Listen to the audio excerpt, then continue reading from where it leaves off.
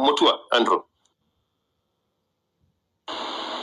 Thanks, George. So I'll be brief. I think for me, the whole thing I would say is a win for Kenya. And why do I say that? I think that level of proximity to the president, and maybe to some degree, some might look at it as a bad thing. But I think we're in a new dispensation, and with the new tools that we have, they do allow for that level of proximity to a person of power like him. And the reason why I say it's a win for Kenya is, I mean, this is the first one. So it's best, it's going to have, it's not going to be a perfect one. If it's going to be another subsequent one, I wouldn't recommend the current moderator that was there. But the president was very gracious and magnanimous to allow for people to just voice their issues. And I mean, looking at the people that were being given that opportunity, they did what they know best, which is just to voice their emotions. But I mean, what can we blame them? I think they're at that point that they just want to let things out. So taking that into consideration, you can expect. I mean, many of the issues that people have here, they're just projecting their own issues. It's not a question of a president if you don't have a job. I mean, there are certain things that he can do to try and create an environment to foster for more jobs, but there's only so much he can do. A lot of it is personal responsibility. So this is not to say that anyone who pushed for certain things around the jobs and whatever that they did a bad thing. No, it was in their right. They put in their concerns as they felt that they were correct. But clearly you could see where they were coming from. So all I would say, I think it's a win for Kenya. There probably needs to be a little more of these bazaars, as I would call them, either once a quarter or something, maybe well moderated. It might look like something small, but in many places you can't find that. And I know as Kenyans, we look down on so many things, but I tell you, you just need to travel a little bit and realize how things are better off for many Kenyans. That is not to say there's no room for improvement. There's definitely room for improvement. So I think I'll leave it at that. I would say I will. Before you go, Mutua, because I think I have this level of conversation with you. Did you catch when the president was asked if the financial bill 2024 is there? Did you catch his response? No, I might have missed that one. Who was that? In the discussion, and instead he said the things people were disagreeing with in reality were not in the bill. There is nowhere in the bill where it indicates anything about paying taxes for our ancestral farms. There is nowhere in the bill on the issue of cancer treatments. I don't know, kidney treatments. And he explained the reason there were taxes on importation of goods that can be manufactured and produced in Kenya.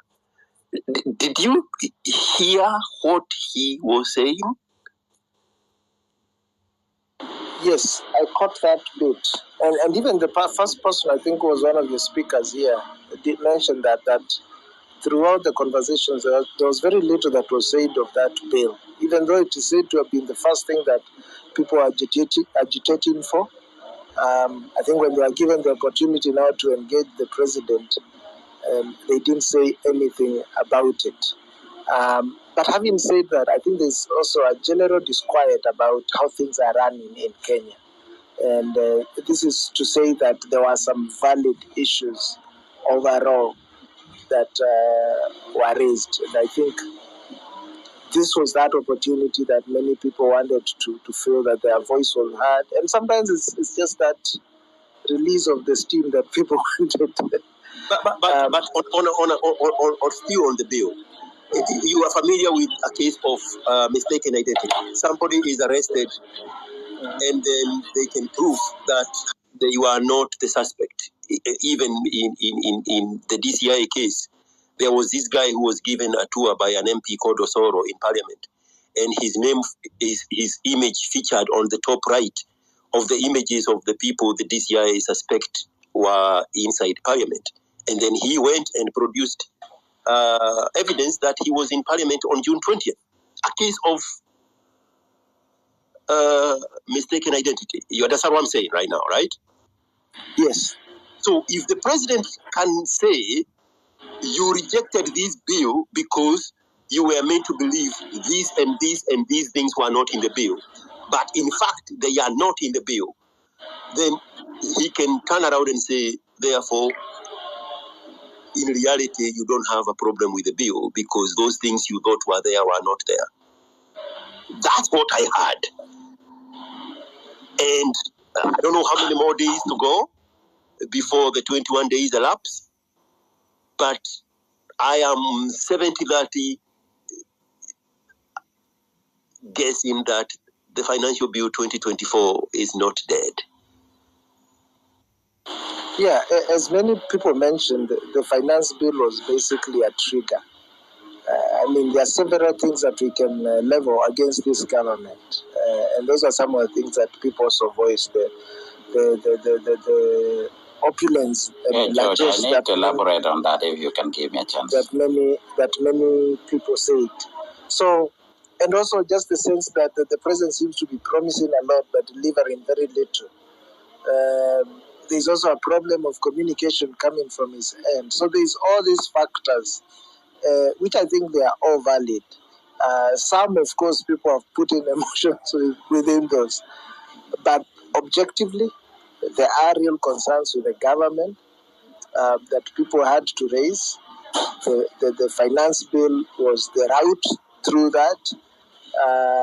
It's great now we've sort of put him sort of on the spot and made him more accountable, or at least to some degree now, is sort of on a watchful eye of the people. So, and I think we are seeing a lot of that. We are seeing him being responsive. As much as people think that he probably lies too much, he might not be genuine. I think what we might get overall is someone who is going to be a lot more careful in terms of how he communicates, going to be careful in terms of, should I say, how he steals, and generally more accountable to the people. So don't expect 100%, but whatever push you can make in a more positive direction, I think that's worth commenting as a win. And that's what I'm saying in this regard. So that's my submission. Thank you. All right.